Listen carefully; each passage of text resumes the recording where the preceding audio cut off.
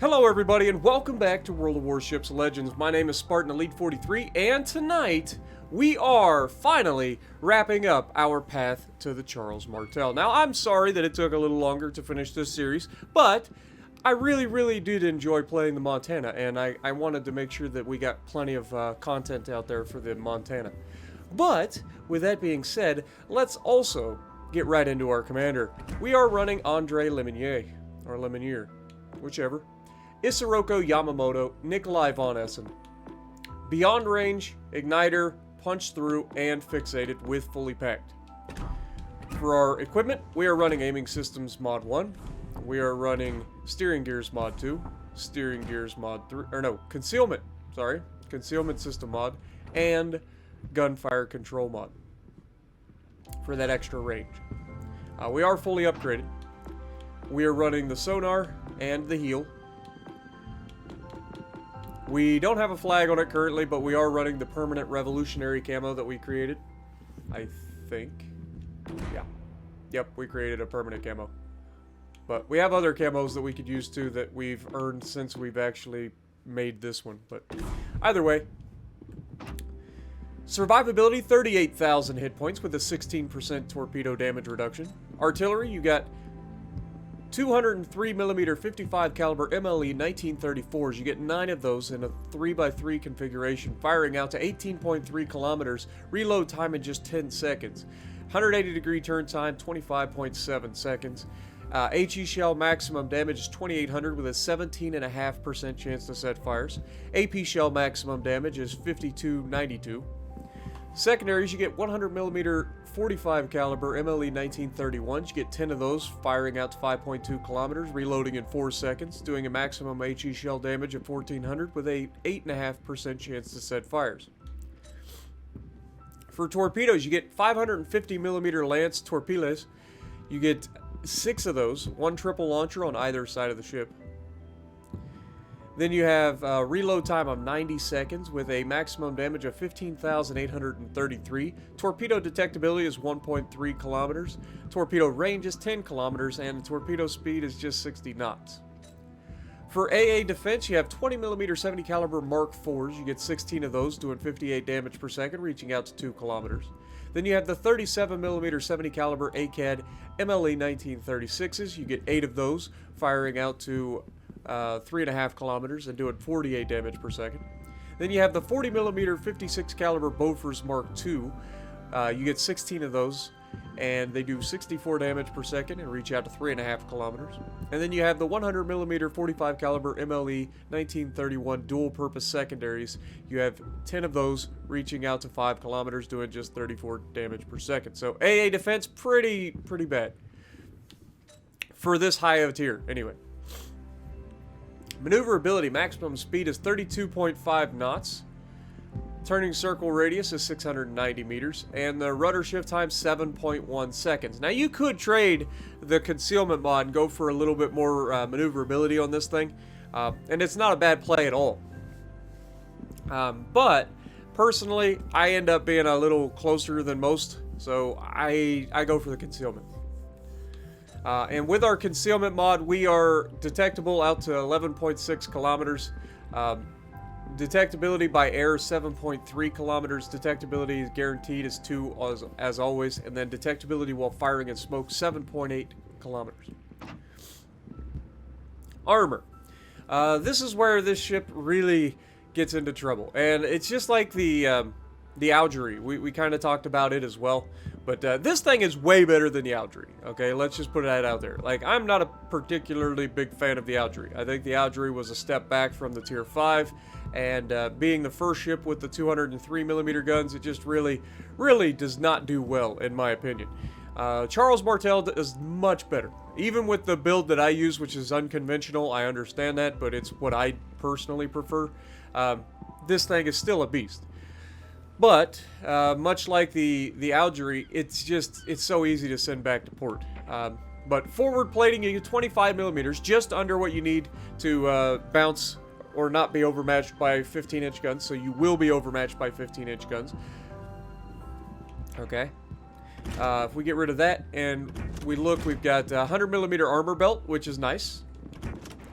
we get rid of all that and look at the Citadel, this is what gets you in trouble. You have a massive Citadel, and it is very well above the water. Which means, I mean, if you're over-angled, you're Citadel. If you're broadside, there's a good chance that you're not getting overpinned, you're probably Citadel.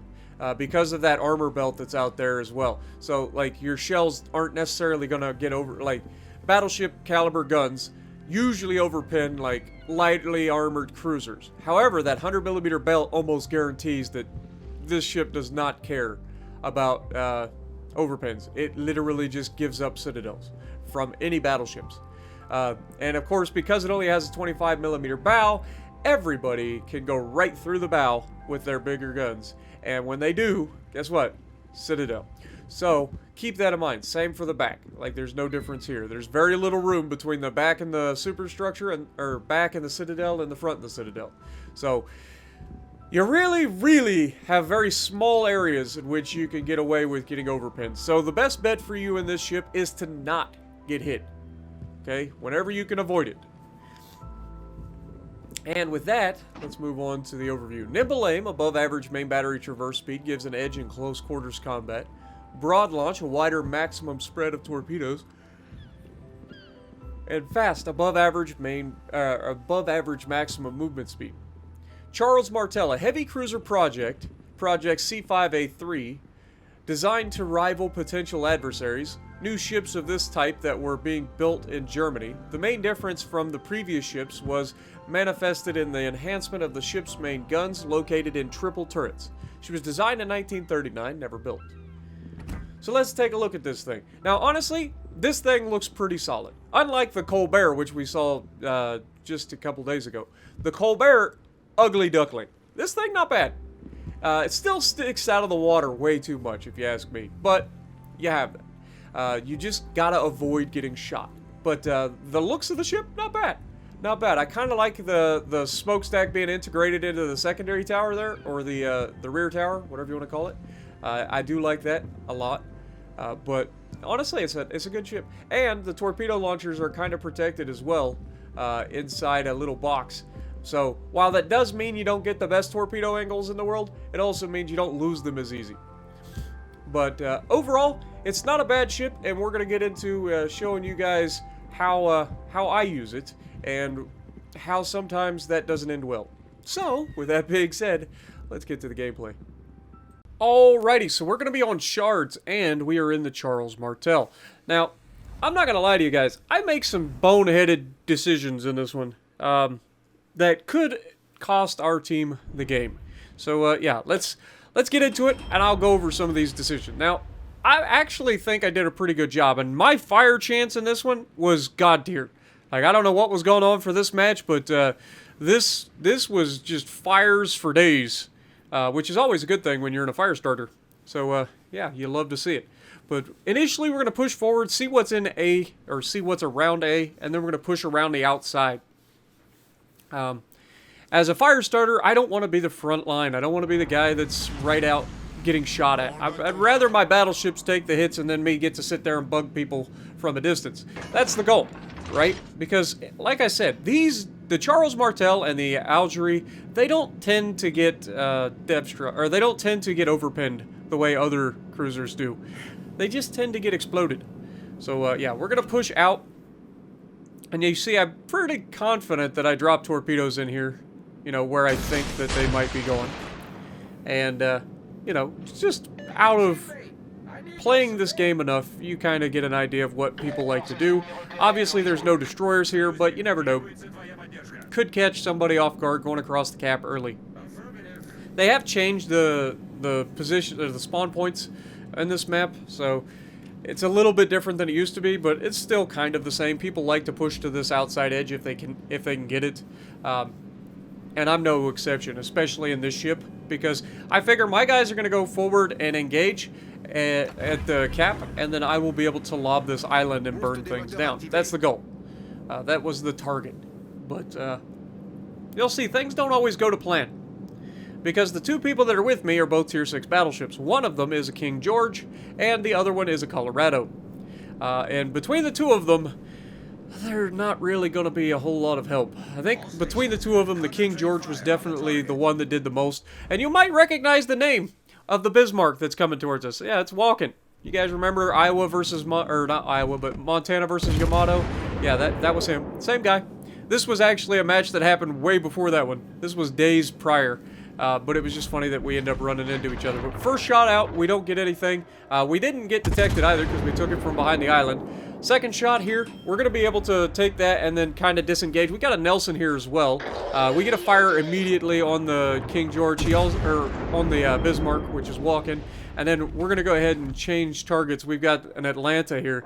And we've got HE loaded, so we're going to use that. And then we're going to switch over to AP. Now, we do have the ability with our 203mm guns to overmatch the Atlanta's armor. But unfortunately, he's going to get out of there before we can get loaded again. The Charles Martel, while it does have decent guns, it's not the fastest reloading guns in the world. Especially for 203mm guns. Now, here's where I'm going to make a mistake. This is the first mistake that I make. I let them dictate what I do, rather than me dictating what they do. And that is not what you want to do in these sorts of ships. So, you want to dictate the engagement. Now, that Atlanta being there should not scare me even slightly. It should not even slightly bother me that there's an Atlanta. But, for whatever reason, it just completely changes what I do here. Instead of pushing around the backside of these guys and getting into the open water and kiting away and burning these guys down from a distance, I double back on myself. And start to get into position to burn these guys down from much closer range, much harder to dodge, and I'm trapped in between the edge of the map and an island. So there's really not a whole lot of dodging and weaving you can do out here. And then on top of that, I'm also trying to make myself be the only one that's available, which is never what you want to do in a fire starter, but this Colorado that's coming around the outside is going to not be too helpful, honestly. Bismarck, obviously, he's reversing. We keep checking what they're doing by checking with the torpedoes. It's one of the little tricks that I've picked up over the years. But Nelson gets spotted. We're going to go ahead and start punching him right off the bat. Now, I was contemplating switching to HE here, or AP, because, I mean, he is angled enough that I think I can go through that bow side plating. He is very thinly armored. But either way, we stay with the HE because we know we've already set fires. Plus, we're not the only one shooting at the guy. We get a double fire right there. He damage cons that, which is perfect. Now, Nelson has the super heals, and HE not known for being easy to get rid of the guy. But you can see our Colorado is also shooting HE at a Nelson, which is just completely stupid, in my opinion, because Colorado overmatches the Nelson and can just Citadel the ever-living crap out of him.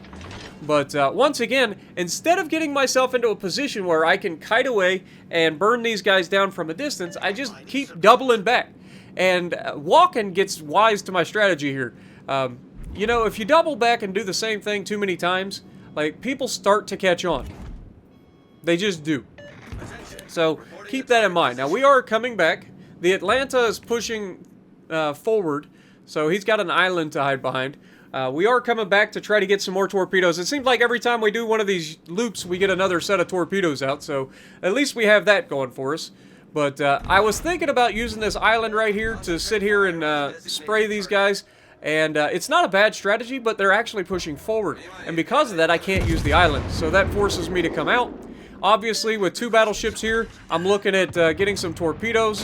I figure Walken's probably the least likely to take the torpedoes, so I go for the Nelson here, and then we shoot at the Nelson with the HE. And again, we're staying as close to broadside as we can in case they decide to shoot at us. And it's actually going in our favor so far. Like, we're getting away with it, which is something I didn't think would be a thing, as we set another fire on the Bismarck. And you can see, every time that we get a shot, we're setting a fire, it seems like, in this lobby. And Bismarck reaches out, and we're over-angled. He catches us for one Citadel, and we get away with it. Now, you would think that I would decide to disengage at this point, but no. Instead, I do the exact same thing again. I turn all the way back out. He has broken my steering, so now I have no choice. We're on damage con cooldown, so we can't fix it. Nelson goes down, which is huge. And we get some more torpedoes headed towards Walken here, and unfortunately, he's going to blap us again. Not quite as hard as I was expecting him to blap us, but still, he got a hold of us. And you can see we are trying to burn him down. We're just continuing our assault. And unfortunately, I don't take and leave well enough alone. I overextend to get my front guns on now that we've got our steering gears back, and he gets one more shot out, which is like guaranteed to blap me, because that's just the way it works, and he finds his mark and blaps me pretty good. But he puts out the fire, we get a shot out, but King George actually helps finish him off. And we have 90,000 damage. Now, we played really, really poorly there, and the reason I say that is we could have done it so differently and had the exact same result, only we'd have kept our hit points. Now, fortunately for us, in this one, our team just ends up steamrolling these guys, which is definitely preferable. But had I played this differently against Kamikaze, we probably wouldn't have died at the end of this match. And by probably, I mean I can guarantee that we wouldn't have died at the end of this match. But because we played it the way we did, we took so much damage, especially on that last salvo, unnecessarily. Didn't need it. The guy was going to die. There was no reason for me to put myself in danger to get the front guns involved.